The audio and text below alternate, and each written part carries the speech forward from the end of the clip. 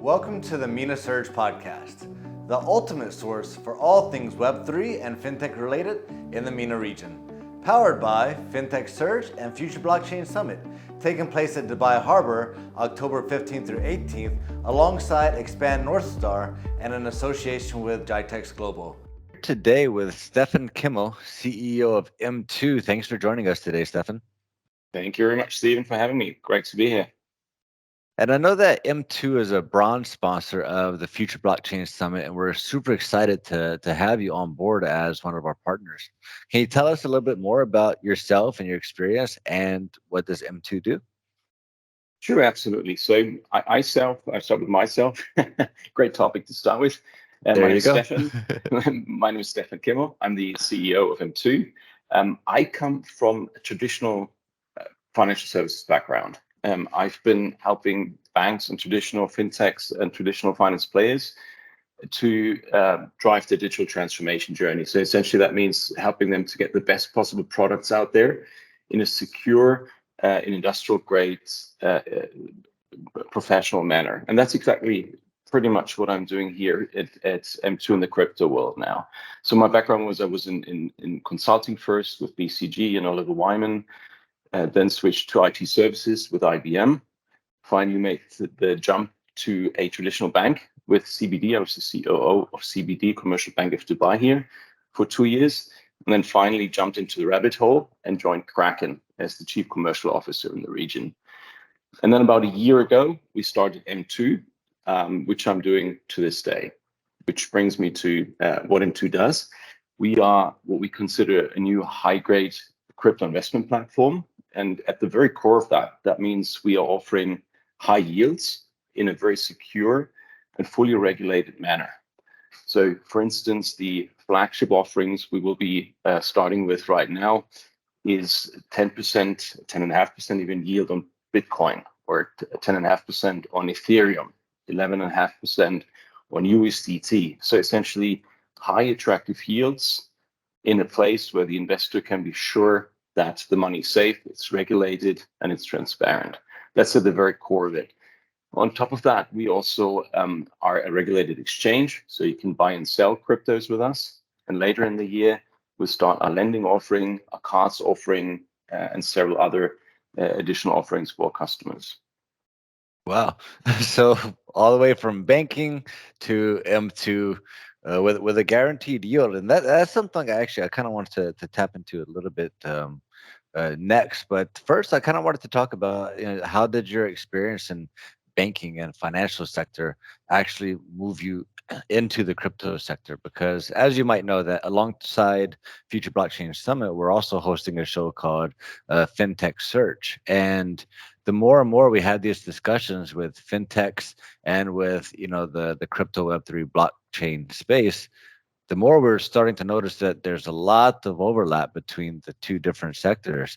So can you tell me a little bit about how your banking and financial experience brought you into the crypto world? Yeah, absolutely. I mean, it's interesting to see when you look at crypto from a traditional banking background. There's two ways of looking at it. Either you see it as a threat and something evil, or you figure out that this might actually be a great new thing that offers a lot of new opportunities, better products, better services to customers. And that's the way I look at it. Also based on my background, because that's always the way I've been looking at financial services. So I see crypto as a great new thing with better services and new opportunities for investors, for the industry. But of course, the challenge is you have to do this in a way that is, I call it institutional grade. So something that's robust, something that's secure, something that is transparent, and something that does not put users' money at risk, at least not at a risk that a user is not aware of or willing to take. And of course, the history of the last couple of years has shown us how important that is. And that's actually at the very core of how we're building into.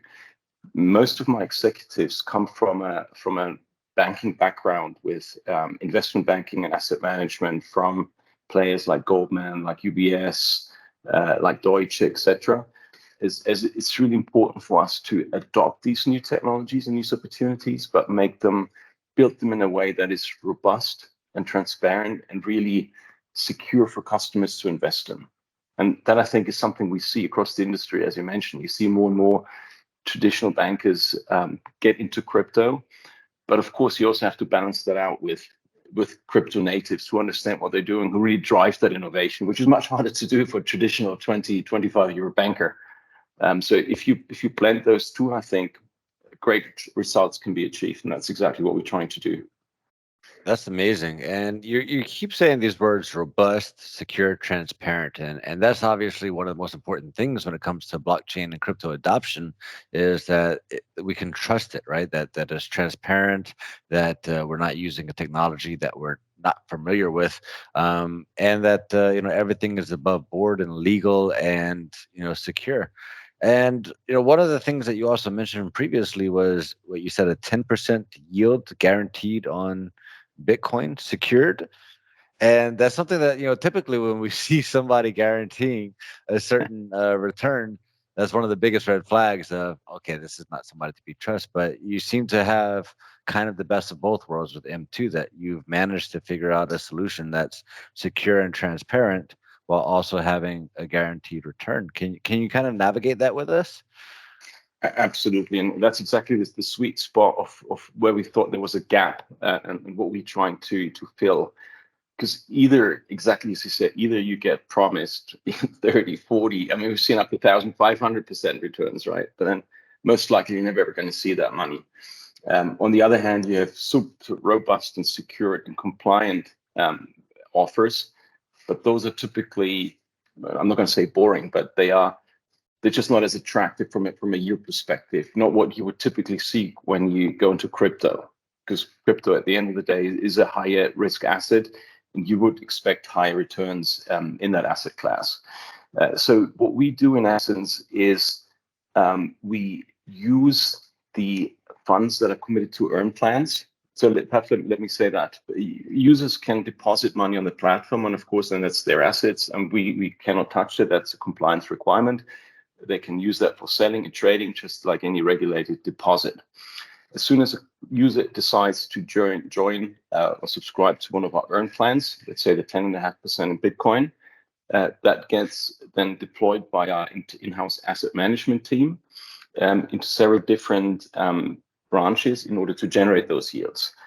One of those branches is Bitcoin mining. We actually partially owned by one of the largest Bitcoin miner in the world, a company called Phoenix, which will soon be publicly traded as well.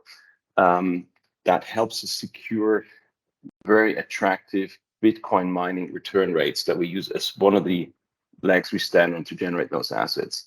The second leg is we also do crypto lending, fully collateralized, fully secured, as a second avenue.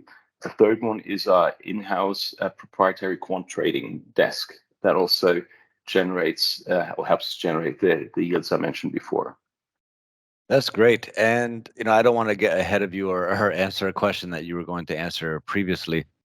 But, when it comes to, these tradings and getting, a solid return on things, we're seeing a lot more use of AI. So, AI is obviously able to take biases out of things. It's able to trade with a lot more information, pretty much on the spot, and it's able to to make sure that there's no emotions involved and just making good decisions. Does M2 employ AI and making sure that it does the best that it can for these trades? Yes, we do. I mean, it's funny. I always laugh a little bit about when I hear the current buzz about AI, because it has really been around for 20, 30 years, less performant than today. What really picked up is a bit the performance, but more than anything else, the buzz around it. AI-based algorithms and technologies have been around for a very, very long time, and financial services have been using them extensively for many years. But that aside, yes, so we have various trading algorithms we use for which we ingest a huge amount of data, historic data, on-chain data, off-chain data, to currently or constantly execute trades, monitor trades on a real-time basis, constantly enhance the algorithms based on changing market environments. As any trading algorithm you use usually works well for a certain period of time until it doesn't work anymore when the environment changes or some parameters changes. And AI and trade automation is of course super helpful to optimize that, and we certainly do. That's amazing. And as you mentioned, AI is not it's not a brand new technology, right? And I think that a lot of us, you know, we tend to get confused between AI and just very, very complex, smart algorithms that people can plug into computers and can plug into robots and set automated tools. Automation is not always associated with AI, but it's really exciting to see companies like M2 actually using AI because it's a thing that learns. It learns faster than we do and is able to digest more information and actually make decisions based on that information a lot faster than a human does, or even a lot better than what a human designed, simple algorithm can do, even if it is automated. So that's super exciting.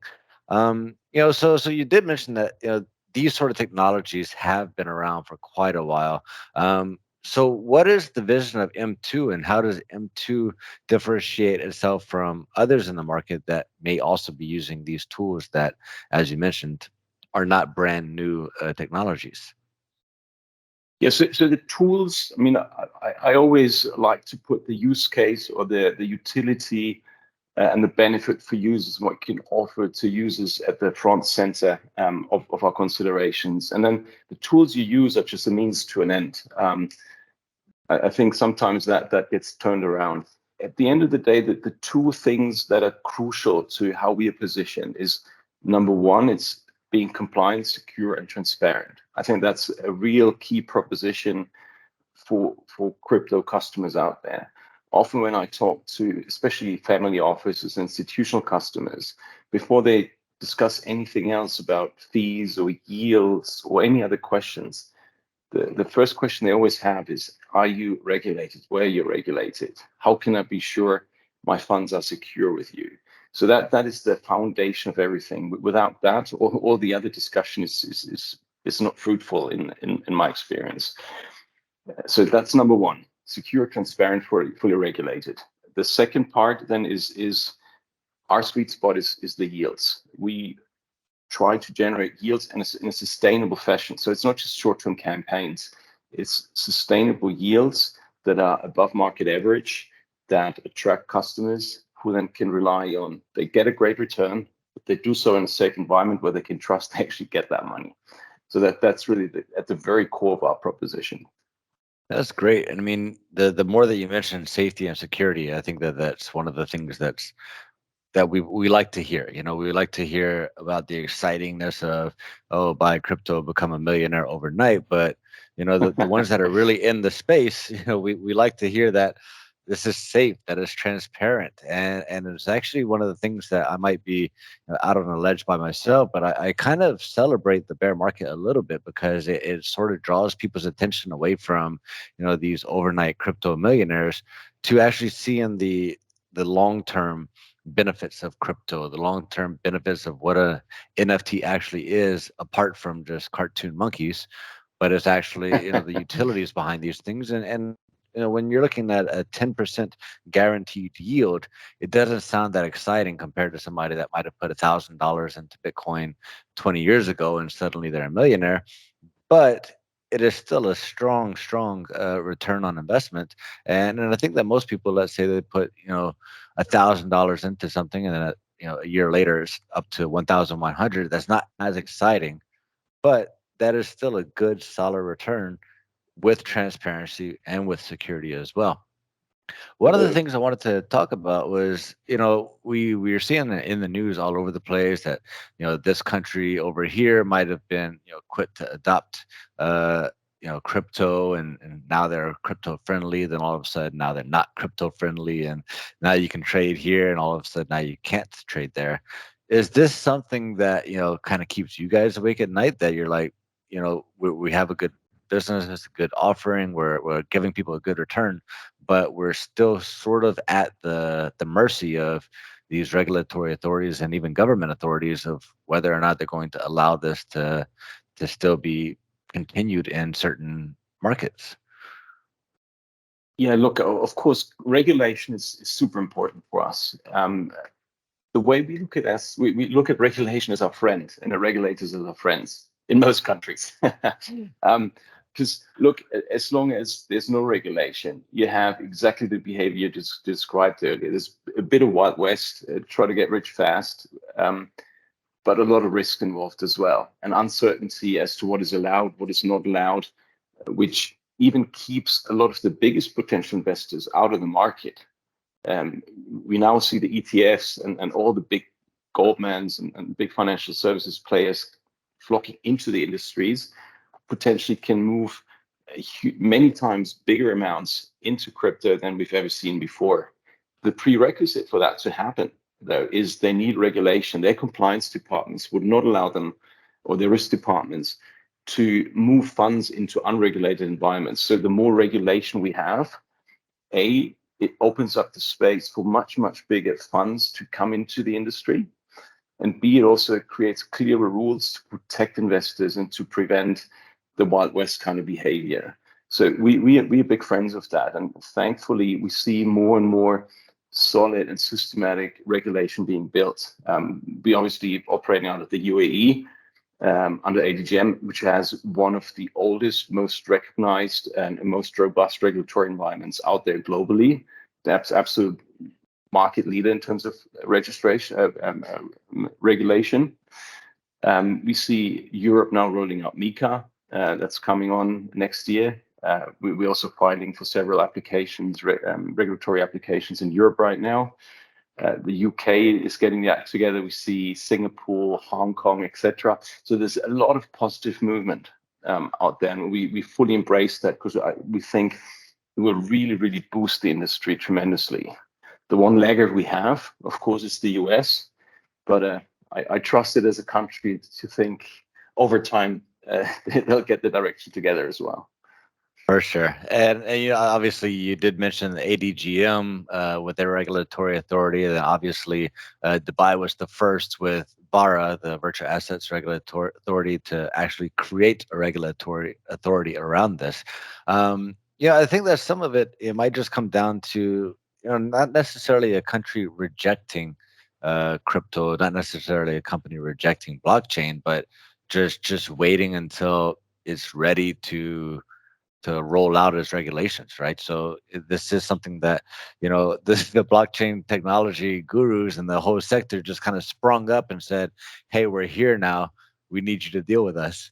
And some countries are ready for it, and some countries not quite as quickly able to kind of put together the framework to make sure that the country was protected um, from these sort of things. And I think that it's just a matter of time before, you know, even the U.S. with, you know, as large of an economy as it is, they're going to have the regulations in place. They're going to have the governments and authorities in place to say, all right, now we know how to regulate these things. Now you can come in. Now you can invest into these things, and we can make sure that people can do so safely. And I think that that's probably, you know, as much as we like to look at, you know, countries that are a little bit behind and sort of think that, hey, you guys are behind, you get up with the times, everybody else is changing and moving forward. You're a little bit behind there, but at the same time, I think that is sort of okay because there will be a time where they come around, and by the time that that happens, they'll be 100% ready to move forward and accept all the investment they can. Absolutely, and I think, look, in especially in the more mature countries, specifically like the US, of course, they have the most to lose in a sense because they own 60% of the global capital markets. So they have a lot of vested interest in maintaining that to some degree. There's very, very large players who would typically push for the status quo to be maintained. And that obviously makes it more difficult for politicians and regulators to shift the needle significantly. But even there, we've seen, you know, some of the largest players, Fidelity, Goldman Sachs, JP Morgan, or starting to embrace bits and pieces of it, starting from custody, ability to invest in it, ETFs and other vehicles. So the more they are ready to do that, they're now ready to embrace it and benefit from it. And that will create pressure also on policymakers to shift the needle over there. That's why I'm very confident that eventually based on what I see in house discussions and other things, this is going to change in the not too distant future. Yep, I hope so. And so you mentioned that you're based over here in the UAE. I think that before this call started, that you said that you're in Dubai. So we based out of Abu Dhabi in ADGM. So we're regulated we are regulated in several jurisdictions, but the first one was the FSRA in Abu Dhabi. We have offices as well in Dubai, and we are opening an office right now in Spain and Paris. And well, we grow as we expand. Yeah, that's great. And so, what's the typical customer profile for M2? Who do you chase? That's a great question. So we call it, so first of all, we serve both retail as well as institutional investors. On the retail side, we go after what we call the assertive investor. And that's the contrast to what you said, the guys who try to get rich fast overnight. That's not a typical clientele. We're looking at individuals who have a portfolio, they want to invest and they want to grow their wealth. People who think about how they place their assets and how to grow them over time in a deliberate manner. So somebody would allocate a certain percentage of their portfolio in crypto and wants to make sure it grows over time and it's safe. In essence, so somebody who's interested in a 10% yield over the next 10 years, rather than somebody who wants to get rich overnight. Yeah. And take huge risks. So that's on the retail side. On the institutional side, it's typically family offices, asset and wealth managers, and hedge fund managers who make crypto part of their overall portfolio and have to do Okay. so on a regulated platform that is compliant, etc. So it's still the traditional customer profile of a wealth management company, which obviously that's basically what you are, a wealth management company. So you're looking for people that want to make investments for their future, for their family, for retirement, or for hedge fund managers that have those same clients that you're looking for, but they will also offer these products. Do you feel like this is part of kind of the pushback from these traditional wealth management agencies? Is that you're sort of going after the same clients that they are? Traditionally may have been, but we see asset managers embrace that because they also in the race. I mean, asset management per se is a competitive field, so they're also in the race to offer new products, new features to their customers, and their customers ask them about crypto as well. I mean, there's not any wealthy person who doesn't think about Bitcoin every now and then, so they need answers for that. So if they make crypto part of their portfolio that they even sell their customers, it makes them more attractive. So it's a natural partnership. And that's again where we positioned. If they can come to us and say they park a certain allocation, a 10% return in Bitcoin or Ethereum, so that the blue chips, so to speak, that's very attractive to them, and they can offer it in an attractive fashion to their customers. So it's a win-win. That's great. So you're like a competitor and a supplier. I guess you could say that. Hey, I don't want to take your Yeah. customers as much. Just go ahead and offer my products to your customers, and we'll be friends. We're happy to do either way. Yeah, that's great. And so as we're talking about all of these countries that are now adopting crypto, and even the ones that are a little bit behind, we're assuming at some point they're going to kind of get it together, put the regulations in place, and become a lot more crypto friendly, and crypto will be ideally accepted globally within the next few years. Do you think that Bitcoin could be the future currency? Hmm. So, I mean, Bitcoin specifically has different traits, right? It was originally, of course, intended to be money, so a means of value transfer. Of course, and it does that. I mean, it's being used as money in various jurisdictions. It can be used for that. Of course, the challenge is its volatility. So it's difficult to keep money and pay with something that where you don't know by the time you pay or settle an invoice, it might be worth 10 or 15 or 20% more or less. That makes it challenged as money. There's probably other cryptos or even specifically stable coins that are more suitable for that purpose. I think it's probably, at least in the foreseeable future, more beneficial as an investment vehicle, as an asset, essentially, similar to equities, without calling it an equity, just to be clear on that on the regulatory front. But it's an investment. It's probably in the short term more useful than as a means for payment in its current form. For sure.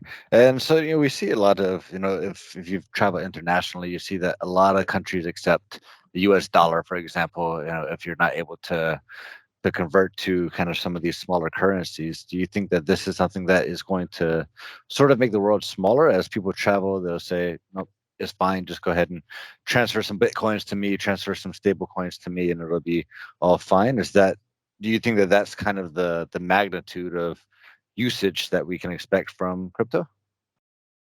Oh, absolutely. I mean, that is a key use case. And a lot of people would say that stable coins as a means of payment is so far the most prominent, the most useful use case for crypto, especially in countries and in emerging markets where the banking system is less mature.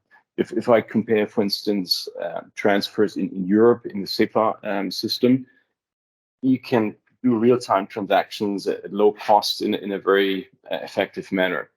So the use case for stablecoins there is probably less. But if I compare that to transfers in emerging markets in Africa and Asia that may have currency restrictions, where simple transactions take 1 or 2 weeks, and it can cost up to $50 or $100 for a simple money transfer, that's really where crypto plays a huge role and has a huge benefit. Also, the degree of transparency, because as you know, I mean, any crypto transfer or transaction is on chain. You can see where it is, you can see who used it, and where it went, and when it went. And that additional degree of transparency, again, is a very important part of that payment use case, money transfer, value transfer use case. That's great. With all of this, what do you think is the funniest, false crypto rumor that you've heard, or biggest misunderstanding that's kind of the funniest one? A funny one. I don't know. Gary Gensler put all his money in Shiba Inu. Wait, what's that? So it's a false rumor that he put all of his money into there? It's false. I don't think it's true. Okay, fair. And so can you tell me a little bit about the impact of regulations on crypto markets? So we know that you're going to obviously be doing a panel discussion at the Future Blockchain Summit as well. That discussion is going to be around the crypto adoption and strategies for mainstreaming digital assets. So what are the regulations and the impact of regulations as we move forward in the crypto market? Well, it goes back to what I said earlier. And the more regulation we have, the two effects will be if there's more clarity and certainty, both for service providers as well as for customers and potential investors. So the more regulation we have, they know exactly what they get. They have more transparency. They can develop more trust in the system, and they know what happens to their assets. So that paves the way for them to invest. And particularly that's important on the institutional side, family offices, asset managers who even by their regulation are only allowed to invest in regulated assets, and who will have the opportunity to allocate a bigger share of their portfolios into crypto. So the more robust regulation we have, clear regulation, I think the more we'll see an additional influx of skeptical investors, people who still sit on the sidelines, to allocate fresh money into the space. And I think that's going to be a huge catalyst in the next wave. Yeah, for sure. Well, I'll tell you what, thank you so much for joining us, Stefan. We're really excited to see you at Future Blockchain Summit, which, as you know, is next month, October 15th through 18th at Dubai Harbour, alongside Expand North Star. So brand new location, brand new concept to the show, which is super exciting. Can you tell us a little bit about what we can expect to see from M2 at the show? Sure. So we'll be there with a team, of course. We'll be joining panel discussions, and happy to engage in those same conversations, showcase our products, and invite people to join us. Great. And what are you looking forward to seeing at these shows? I know that you go to quite a few events, but what are you looking forward to at the big Dubai-based blockchain show? Yeah, look, I mean, from what I've seen so far, we have some great panelists, great speakers. It's really the who's who from the industry. So I'm super excited to see them all here in Dubai. Um, which is clearly establishing itself as one of the global leaders and magnets for the crypto space, and that's yet another step in that direction. And I'm obviously really excited about that. Great, and we're excited to see you as well. It's going to be a huge show. We have tons of speakers from all over the world, celebrities, crypto experts, blockchain experts, metaverse experts. I mean, really the bandwidth, and people like you that really are showing the use cases for crypto. We have use cases for NFTs over there. We have use cases for metaverse. It's going to be really exciting, and I'm really excited to see you as well. Awesome, Stephen. Thanks a lot. I really look forward to seeing you there. Great, see you then. Take care. Cheers.